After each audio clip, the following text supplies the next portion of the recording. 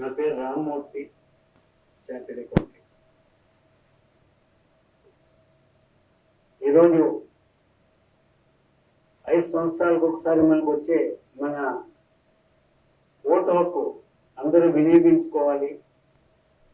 దేశ ప్రగతికి ఎవరైతే బాటలు వేసి పునాదులు వేసి దేశాన్ని అత్యుత్తమ స్థానానికి తీసుకెళ్తున్నారో వాళ్ళ సేవల్ని గుర్తించి మీ యొక్క అమూల్యమైన ఓటు వారికి వేసి వారిని నిలబెట్టి వారు చేసే సేవలకి దేశాన్ని రక్షించడం కానీ దేశాన్ని పురోగతి సాధించడానికి బాటలు వేసిన ఆ బాటలో దేశాన్ని నడిపించడానికి కానీ మీ యొక్క అమూల్యమైన ఓటు వారికి వేసి వారిని అత్యంత మెజారిటీతో గెలిపించి మన వైపు నుంచి చేయవలసిన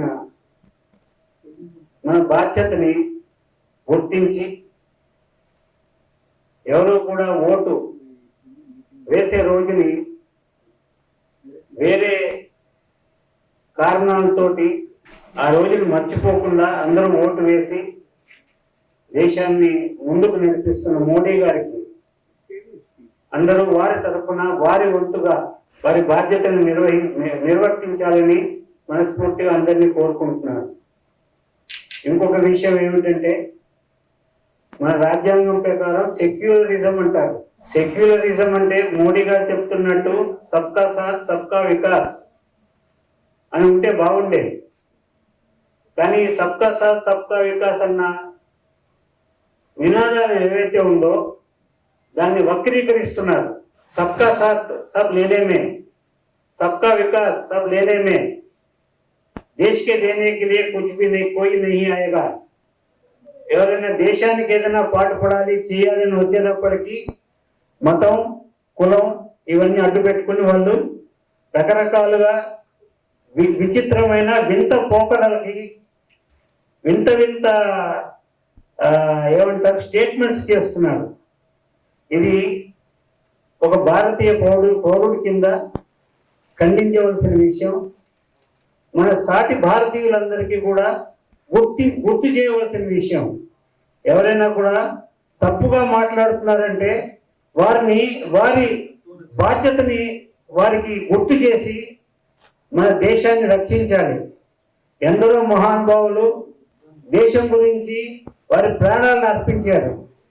ఇప్పుడు ఈ పరిస్థితి దేశానికి మోడీ గారు అన్న రూపంలో ఒక నిస్వార్థమైన సేవకుడు దేశం గురించి పాటుపడుతున్నప్పుడు మన అందరి బాధ్యత ఇది. ఆయనకి సహకరించి ఆయనకి చేయూతగా ఉండి ఆయనకి వెనకాల అండదండలుగా ఉండి మన ఓటు రూపంలో ఆయనకి మరింత పవర్ ఇచ్చి దేశాన్ని అన్ని విధాలుగా నడిపించడానికి ఆయన వెనకాల ఉండి మన అండదండలన్నీ ఆయనకి సమకూర్చాలని నా మనవి.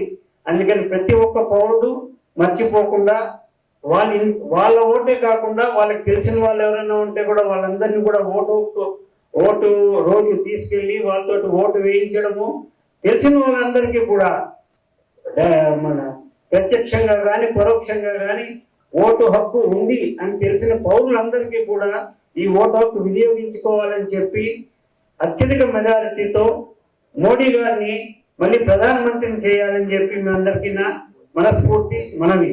నమస్కారం.